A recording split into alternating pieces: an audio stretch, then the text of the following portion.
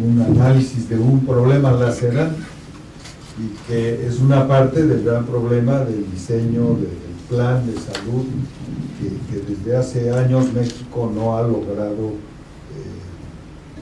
crear un sistema de salud que sea, que los recursos con que se cuenta sean empleados de la mejor manera posible, que se ha gastado mucho dinero en proyectos que solo resuelven parte del problema.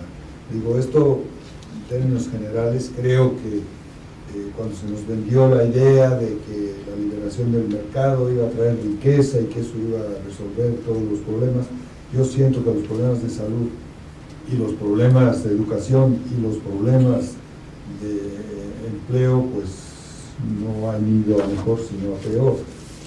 Y si México no logra un sistema de atención a la salud similar a los que tienen otros países como Canadá, los países escandinavos, Inglaterra, España, en fin, ustedes lo conocen bien, creo que seguiremos cada vez peor. Tenemos además muy mal utilizados los servicios, porque muchos tenemos hasta 3 servicios de salud pública.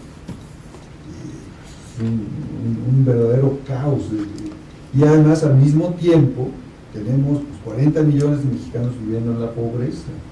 Entonces hay desnutrición. En fin, es verdaderamente, uno puede verlo optimísticamente en otros puntos. Por ejemplo, el programa de vacunación, pues es un ejemplo de lo que es una buena política de salud y que se ha seguido, no importa quién gobernara el país, y se ha seguido, es un gran ejemplo, pero en otras cosas es verdaderamente dantesco.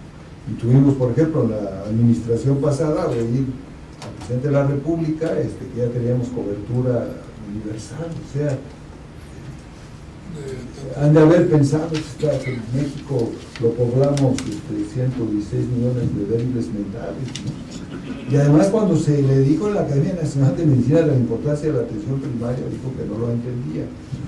Bueno, yo hago esos comentarios porque me deprime oír eso, me duele como ciudadano que no logremos que se pueda vertebrar un buen servicio de salud, como cuando se fundó el Seguro Social, era un ejemplo verdaderamente. En la época que nosotros estábamos estudiando medicina, el Seguro Social daba gusto llegar a los hospitales o a los centros médicos, era una atención esmerada, los defectos que podamos encontrar. Pero bueno, esto yo felicito al doctor López Cervantes porque ha hecho un análisis, ha proporcionado datos duros, pero creo que me va a dejar deprimido el fin de semana. Y una puntualización que va implícito en todo lo que dijo, y lo tomo por un área pues, que es mi área de dominio, que es la otorrinolaringología. Sobre todo lo que se dice, y aunque ahí vaya inferido, pero creo que vale la pena hacerlo explícito. El caso sería un caso que explica muy bien todo esto. Si un niño nace, no se le detecta oportunamente la sordera, lo vamos a condenar no solo a ser sordo, sino a no desarrollar sus capacidades intelectuales y a no desarrollar conocimientos a través del lenguaje primero codificado a nivel central y luego expresado en el lenguaje hablado y luego en el lenguaje escrito. Eso por un lado. Si lo detectamos, pero no lo rehabilitamos, no solo va a ser una discapacidad de que no pueda moverse o de que no pueda obtener sexo, es que lo condenamos a una vida intelectual absolutamente no va, porque la plasticidad cerebral después de determinados años, aunque a los 10 años le pongamos un implante coclear, ya no lo vamos a poder rehabilitar.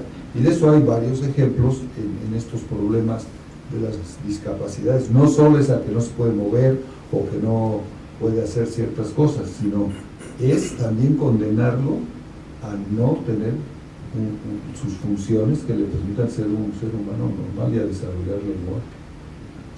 Gracias. Podemos hacer algo y que seamos simplemente testigos de algo que es como que imparable, ¿no? O sea, la parte esta de creer que los mercados, como decía el doctor Pelayo Aguilar, van a arreglar todo, sigue siendo fundamentalmente la propuesta de la Secretaría de Salud en este momento, ¿no? Fortalecida recientemente con la incorporación de Eduardo González Pier, que venía de Fonsalud, que es un economista que participó en lo que es el Seguro Popular en su primera etapa, que me hace pensar a mí, porque soy una persona medio conjuracional, que por allá va la jugada.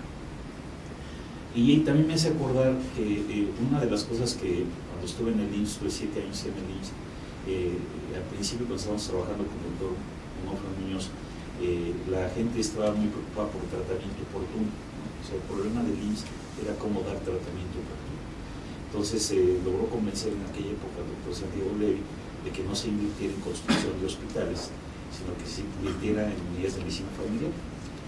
Se hicieron alrededor de 80 unidades de medicina familiar en 6 o 7 años, en 6 años. Y de esas 80 había 20 que se llamaban UMAS, y la UMA tenía un componente de rehabilitación. La UMA lo que buscaba fundamentalmente era tratar de tener rehabilitación oportuna. ¿Qué pasaba? Que mandaban a todos al gran centro de rehabilitación que estaba en Magdalena de las Salinas, y cuando llegaban por una herida de mano ya llegaban con la mano en garra, por decir un ejemplo, ¿no? Entonces, por cierto, las UMAs deberían de ser esta zona donde deberían vivir nuestros alumnos. No sé si sobrevivieron los últimos 6 años las UMAs, habría que investigarlo, pero fue una iniciativa de tratar de que no solamente la atención, el tratamiento fuera oportuno, sino también la rehabilitación. Y esto también me hace pensar un poco en que el origen de la discapacidad en nuestro país no es nada más estos determinantes generales que presentó Malaquía, sino el último punto, que fue el acceso y la utilización de los servicios.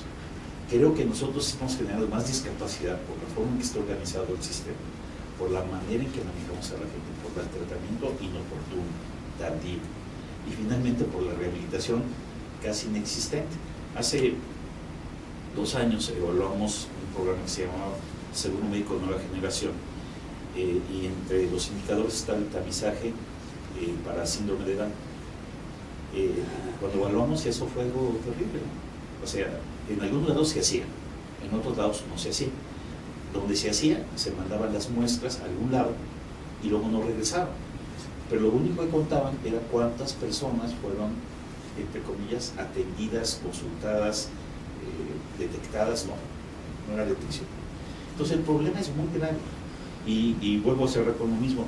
Yo creo que tenemos que hacer algo, ¿no? Tenemos que pasar de la denuncia a la agencia, tenemos que hacer algo, porque me preocupa mucho que sigamos el patrón de los Estados Unidos. En Estados Unidos se acepta la diferencia, ¿no? Hay 40 millones de gentes que no están en el sistema, ni modo, ¿no? Es por su culpa, ¿no? Porque son flojos, porque no luchan suficiente, por cualquier característica negativa que le puedan definir esas personas.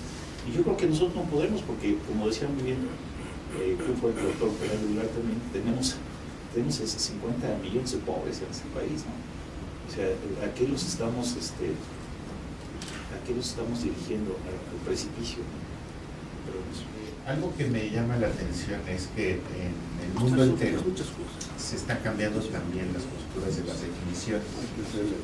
¿Por qué? Porque el aspecto multidisciplinario, interdisciplinario de todo esto lo acota.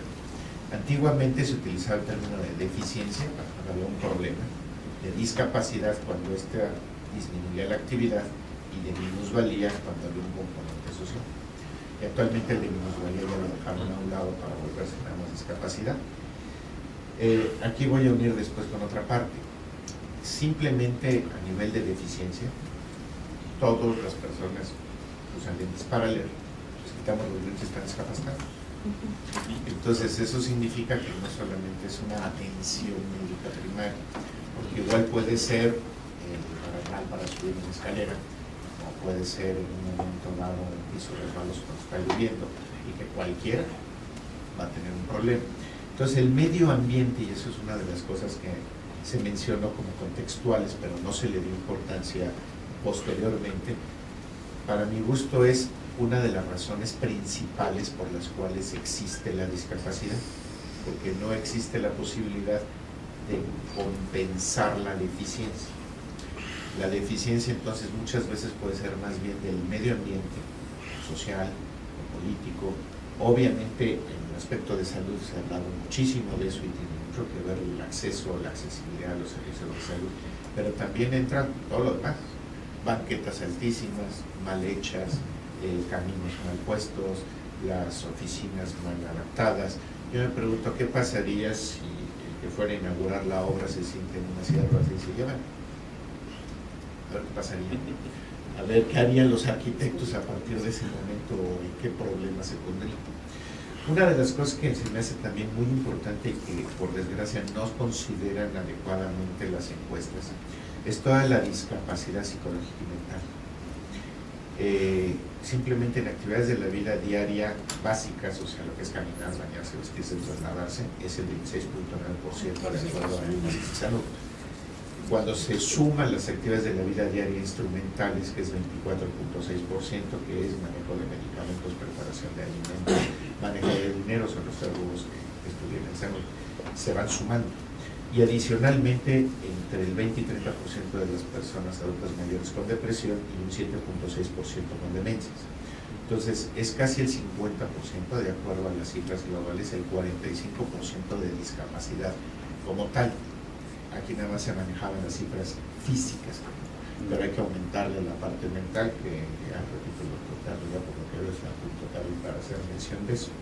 Algo que nos llama la atención y que tenemos que tener mucho en cuenta a futuro, y eso me importa mucho, el estudio SAGE, que es un estudio hecho en 7 u 8 países a nivel mundial. A la hora que a los mexicanos adultos mayores les preguntaron su condición de salud, fueron los mejor rankeados del mundo. Y a la hora que se toma en la misma encuesta a la población entre 20 y 30 años, fuimos la peor catalogada del mundo. Entonces la sensación, la perspectiva de cómo están de salud, los jóvenes ponen que es la peor expectativa que tienen. Y los adultos mayores, actualmente, como la mejor. Entonces, ¿qué va a pasar si ahorita nos estamos quejando de discapacidad en México con una población que ya se considera en mal estado de salud, con expectativas peores, como lo demuestra el estudio?